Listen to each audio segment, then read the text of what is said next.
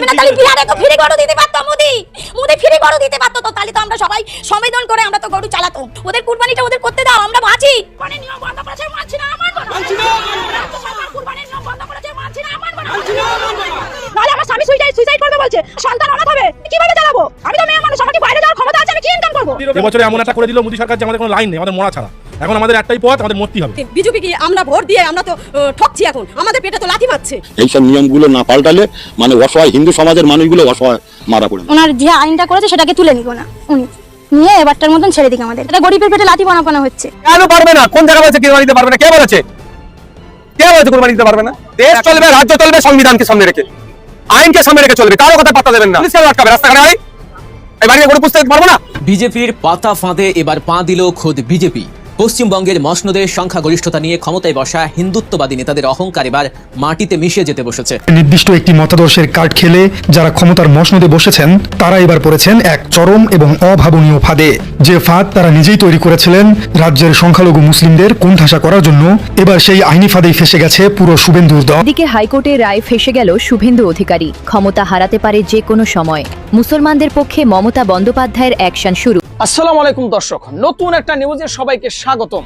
দর্শক, ভিডিওর শুরুতেই যে ভিডিওগুলোর অংশ বিশেষ আপনারা দেখেছেন, ভিডিওর অংশগুলো দেখেই বুঝতে পেরেছেন যে আজকের এই ভিডিওটি কতটুকু গুরুত্বপূর্ণ এবং আকর্ষণীয় হতে চলেছে।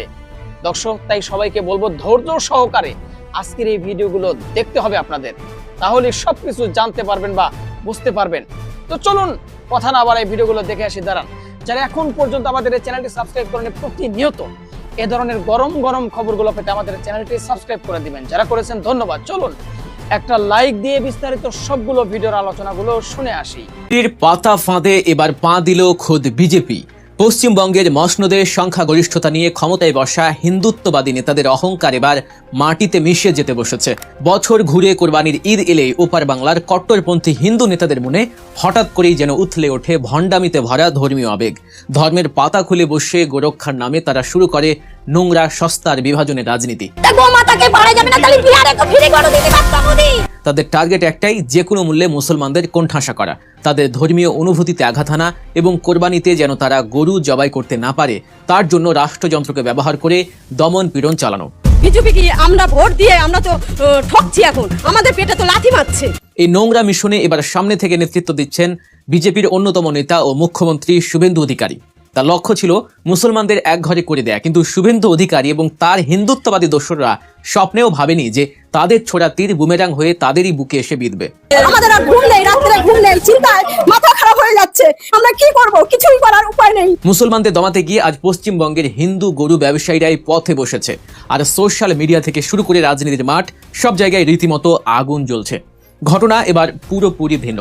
পশ্চিমবঙ্গের মুসলিমরা এবার আর আগের মতো নেই। তারা অত্যন্ত সুকৌশল এবং ঐক্যবদ্ধভাবে বিজেপির এই উগ্র হিন্দুত্ববাদী রাজনীতির মুখে ছাই ছড়িয়ে দিয়েছে। মুসলিমরা পরিষ্কার ভাষায় জানিয়ে দিয়েছে, আপনারা যদি গরু নিয়ে এতই রাজনীতি করতে চান তবে সরাসরি ভারত জুড়ে গরু জবাই বা গরুর গোস্ত খাওয়ার উপর স্থায়ী আইন করে দিন। আমরা যারা মুসলিম তারা কখনোই গরুর গোস্ত খাওয়ার জন্য আপনাদের কাছে হাত পাততে যাব না, আর কোরবানির সময় এই ধরনের গায়ে পড়ে ঝামেলা বা নোংরা রাজনীতির শিকারও আমরা হতে চাই না। মুসলমানদের এই অভাবনীয় মাস্টার স্ট্রোকেই মূলত কেঁপে উঠেছে বিজেপির ভিত, আর এখানেই সবচেয়ে বড় বাঁশটি খেয়েছে সাধারণ হিন্দু গরু ব্যবসায়ীরা। পশ্চিমবঙ্গের পশুর হাটগুলোর দিকে তাকালে এখন চোখে পড়বে এক রোমহর্ষক এবং নাটকীয় দৃশ্য। প্রতি বছরের মতো এবারও কোরবানির ঈদ উপলক্ষে হিন্দু সম্প্রদায়ের অসংখ্য ব্যবসায়ী, কৃষক ও খামারিরা হাটে গরু নিয়ে এসেছেন। এদের মধ্যে বেশিরভাগই মহাজনের কাছ থেকে চড়া সুদে ঋণ নিয়ে নিজের শেষ সম্বল জমি বন্ধক রেখে মুসলমানদের কাছে বিক্রির আশায় খামার করেছিলেন, গরু লালন পালন করেছিলেন। কিন্তু হাটে এসে তারা যে ভয়াবহ বাস্তবতার মুখোমুখি হচ্ছেন তা তাদের শির দ্বারা কাঁপিয়ে দিয়েছে। হাটে দাঁড়িয়ে যখন কোনো হিন্দু ব্যবসায়ী একজন মুসলমান ক্রেতাকে গরু কেনার প্রস্তাব দিচ্ছেন, তখন মুসলমানরা হাসি মুখে অথচ চরম দৃঢ়তার সাথে উত্তর দিচ্ছেন, ভাই আপনি হিন্দু সম্প্রদায়ের মানুষ, আপনার কাছ থেকে আমি গরু কিনবো না, আপনি দয়া করে আপনার গরু নিয়ে বাড়ি ফিরে যান, কারণ আপনার কাছ থেকে হাজার হাজার টাকা দিয়ে গরু কেনার পর সেই গরু নিয়ে নিরাপদে বাড়ি পৌঁছানোর কোনো গ্যারান্টি নেই। রাস্তায় আপনাদেরই হিন্দুত্ববাদী উগ্র জঙ্গিরা আমাদের পথ আটকাবে, গরু কেড়ে নেবে, আর গরু চুরির মিথ্যা অপবাদ দিয়ে আমাদের গণপিটুনি দিয়ে মেরে ফেলবে।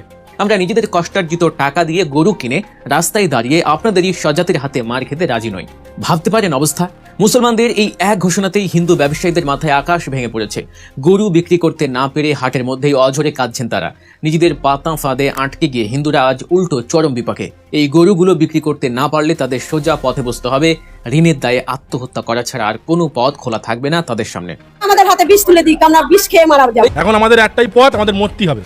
খুবই হতাশায় আর আতঙ্কে হিন্দু ব্যবসায়ীরা এখন সোশ্যাল মিডিয়া রীতিমতো গরম করে তুলেছেন। তারা সরাসরি নরেন্দ্র মোদী আর শুভেন্দু অধিকারীর দিকে আঙুল তুলে বলছেন, মুসলমানরা যদি আমাদের গরু না কেনে তবে মোদীকে আর শুভেন্দুকে আমাদের সব গরু কিনে নিতে হবে, তা না হলে আমাদের ক্ষতিপূরণ দিতে হবে। হিন্দুরা ভেবেছিল বিজেপি ক্ষমতায় এলে তাদের রাম রাজত্ব কায়েম হবে, তাদের ভাগ্যের চাকা ঘুরে যাবে। কিন্তু ক্ষমতায় আসার মাত্র 15 দিনের মাথায় তাদের নিজেদের মেরুদণ্ড এভাবে ভেঙে যাবে তা তারা কল্পনা করতে পারেনি। সারা বছর ধরে মাথার ঘাম পায়ে ফেলে যে গরু তারা লালন পালন করেছে, আজ সেই গরু হাটে তুলে তারা 1 টাকারও ক্রেতা পাচ্ছে না। সবচেয়ে আশ্চর্যের বিষয় হলো এই চরম দুর্দিনের জন্য হিন্দু ব্যবসায়ীরা কিন্তু কোনো মুসলমানকে দোষারোপ করছেন না। তারা খুব ভালো করেই বুঝে গেছেন যে মুসলমানদের কোনো দোষ নেই। তারা সরাসরি কাঠ করে দাঁড় করাচ্ছেন শুভেন্দু অধিকারীকে। কারণ হিন্দুরা এখন বুঝতে পারছে যে এই গরুগুলোকে তারা ধর্মীয়ভাবে মা বলে ডাকে। গরু বিক্রি না হলে এই গোমাতাদের তো তারা রাস্তায় ফেলেও দিতে পারবে না। সারা বছর এদের খাওয়াতে হবে, পরিচর্যা করতে হবে, কিন্তু সেই টাকা তারা পাবে কোথায়? ঋণের বোঝায় জর্জরিত খামারিদের সংসার কিভাবে চলবে? হাটে দাঁড়িয়ে এক হিন্দু খামারি যখন বুক চাপড়ে কাঁদছিলেন আর বলছিলেন, এই গরু বেচে আমার মেয়ের বিয়ে দেওয়ার কথা ছিল, এখন আমি কি করব? তখন মুসলমানরা এক মক্ষম প্রশ্নই ছুড়ে দিয়েছেন তাদের দিকে। তোমরাই তো এই গরুকে গোমাতা বলো, তাহলে নিজের মাকে বাজারে বিক্রি করে সেই টাকায় মেয়ের বিয়ে দেবে, এটা কেমন হিন্দু ধর্ম? মুসলমানদের এই যুক্তির সামনে হিন্দুত্ববাদীদের সমস্ত অহংকার যেন ধুলোয় মিশে গেছে। পরিস্থিতি আরো ঘোলাটে করেছে শুভেন্দু অধিকারীর আরেক চরম বোকামি। মুসলমানদের আটকানোর জন্য এই নেতা 1950 সালের এক পুরনো জংধরা আইন সামনে টেনে এনেছেন। সেই আইনে বলা হয়েছে 14 বছরের বেশি বয়সের গরু, যে গরু ল্যাংড়া, খোঁড়া, ত্রুটিযুক্ত বা প্রজনন ক্ষমতাহীন, শুধুমাত্র সেই গরুগুলোই জবাই করা যাবে। শুভেন্দুর এই হাস্যকর আইনের কথা শুনে মুসলমানরা তো বটেই, খোদ সচেতন মহলও হাসিতে ফেটে পড়েছে। প্রথমত, একটা গরুর বয়স যে 14 বছর পার হয়েছে তার প্রমাণ কি? গরুর কি কোনো বার্থ সার্টিফিকেট বা জন্মসনদ আছে যে শুভেন্দু অধিকারী সেটা চেক করে হাটে হাটে ঘুরবেন?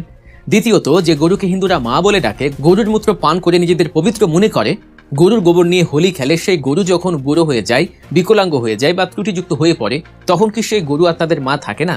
বুড়ো হয়ে গেলে কি মায়ের মর্যাদা শেষ হয়ে যায় যে তখন তাকে জবাইয়ের জন্য মুসলমানদের হাতে তুলে দিতে হবে? শুভেন্দু আসলে এখানে এক চরম ধূর্ত ফাঁদ পাততে চেয়েছিলেন। তিনি চেয়েছিলেন হিন্দুদের বাতিল, রোগা, বুড়ো এবং ত্রুটিযুক্ত গরুগুলোকে মুসলমানদের ঘাড়ে গছিয়ে দিয়ে হিন্দু খামারিদের পকেট ভরা এবং মুসলমানদের কুরবানিকে কলুষিত করতে। কিন্তু তিনি ভুলে গিয়েছিলেন যে ইসলাম ধর্মে কোরবানির নিয়ম অত্যন্ত কঠোর এবং পবিত্র।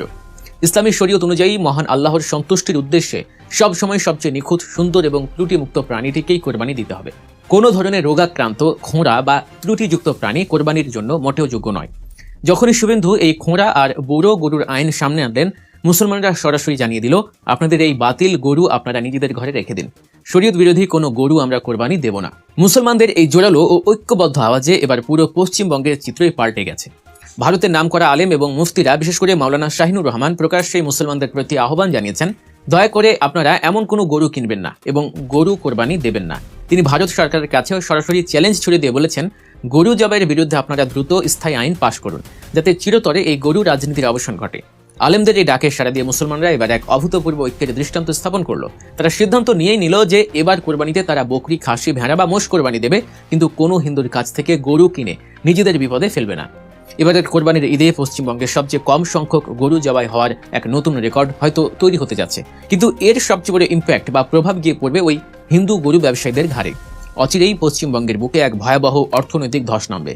আমরা অতীতেও দেখেছি এই মোদির শাসন আমলে ফসলের ন্যায্য দাম না পেয়ে ভারতের কত কৃষক কিভাবে গলায় দড়ি দিয়ে আত্মহত্যা করেছিল। এবার ঠিক একই ঘটনার পুনরাবৃত্তি হতে যাচ্ছে পশ্চিমবঙ্গে। গরু বেচতে না পেরে ঋণের দায়ে জর্জরিত এই হিন্দু ব্যবসায়ীরা যখন আত্মহত্যার পথ বেছে নেবে, তখন এর দায় কে নেবে? আজ পশ্চিমবঙ্গের হাটে হাটে যে হাহাকার আর আর্তনাদ শোনা যাচ্ছে তা ভাষায় প্রকাশ করার মতো নয়। হিন্দু ব্যবসায়ীরা মুসলমানদের কাছে গরু বেচতে আজ মরিয়া হয়ে উঠেছে, কিন্তু মুসলিমরা নিজেদের ক্ষতি করে টাকা দিয়ে কিনে উগ্র হিন্দুদের হাতে মার খাওয়ার জন্য আর গরু কিনবে না। মুসলমানদের এই ঐক্যবদ্ধ অবস্থান শুভেন্দু অধিকারী এবং বিজেপি সরকারকে এমন এক চরম শিক্ষা দিতে যাচ্ছে যা ভারতের ইতিহাসে স্বর্ণাক্ষরেও লেখা থাকবে। সবচেয়ে বড় টুইস্ট হলো যে হিন্দুদের ভোটের জোরে হিন্দুত্বের সুশ্রী দিয়ে বিজেপি আজ ক্ষমতা দম্ভ দেখাচ্ছে। সেই হিন্দুরা এবার বিজেপিকে ক্ষমতা থেকে টেনে হিঁচড়ে নামাবে। তার গলার কাছে ছুরি এসে ঠেকেছে, তখন সে আর ধর্ম বোঝে না। এই হিন্দু কৃষক ও ব্যবসায়ীরা যখন দেখবে যে বিজেপির সরকারই তাদের পথে বসিয়েছে, তখন মানুষের দেয়ালে পিঠ ঠেকে গেলে তারা কতটা ভয়ঙ্কর ও আগ্রাসী রূপ ধারণ করতে পারে তা হারে হারে টের পাবে মোদি আর শুভেন্দু। দর্শক শ্রোতা, আশা করি সবগুলো ভিডিও দেখেছেন এবং সকল বিশ্লেষকদের বিশ্লেষণগুলো মনোযোগ সহকারে শুনেছেন। তো প্রত্যেকটি বিশ্লেষকদের বিশ্লেষণ শোনার পরে আপনারা কি জানলেন, বুঝলেন? আপনাদের মূল্যবান মতামতটা ভিডিওর কমেন্ট বক্সে জানিয়ে দিন। আর হ্যাঁ, পারলে ভিডিওটি শেয়ার করুন। যারা এখন পর্যন্ত আমাদের এই চ্যানেলটি সাবস্ক্রাইব করেনি, প্রতিনিয়ত এই ধরনের গরম গরম খবরগুলো পেতে আমাদের চ্যানেলটি সাবস্ক্রাইব করে আমাদের সাথে থাকুন। ইতিমধ্যে যারা অলরেডি সাবস্ক্রাইব করে দিয়েছেন সবাইকে অসংখ্য ধন্যবাদ জানিয়ে ভিডিওটি এখানে শেষ করছি। ভালো থাকবেন সবাই, আল্লাহ হাফেজ।